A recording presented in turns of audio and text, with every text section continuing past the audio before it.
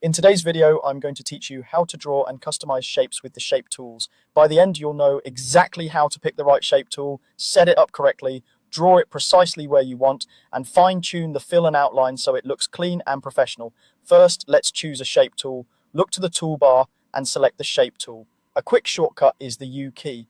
If you see a different shape icon, don't worry, these tools are grouped together. Click and hold on the icon to reveal your options. Rectangle, ellipse, polygon, line, and custom shape. Pick the one that fits your design goal. Rectangles and ellipses cover most needs. Polygons are great for triangles and stars. Lines help with dividers or underlines. And custom shapes give you reusable icons and symbols. Before you draw, check the top options bar and set the mode to shape. This is important. Shape mode creates a vector shape layer, which keeps edges crisp at any size. If you ever notice your shape appearing as just a thin path or pixel edges, that's a sign the mode wasn't set to shape, so make sure it's selected. Now let's draw. Click and drag on the canvas to create your shape.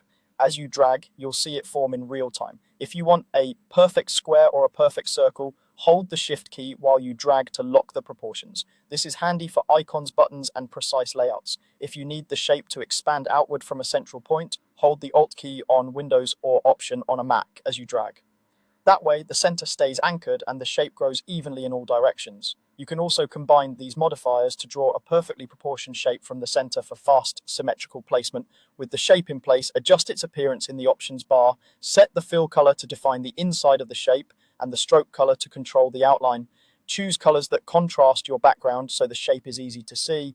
The fill color establishes the main presence of the shape, while the stroke adds definition and polish. If your design is feeling heavy, a lighter stroke color can soften the edges. If it's not standing out, a bolder fill can help. That's the entire workflow. Select the shape tool with you, choose the tool you need, set the mode to shape, click and drag to draw, use Shift for perfect proportions, Alt or Option to draw from the center, and refine the fill and stroke colors.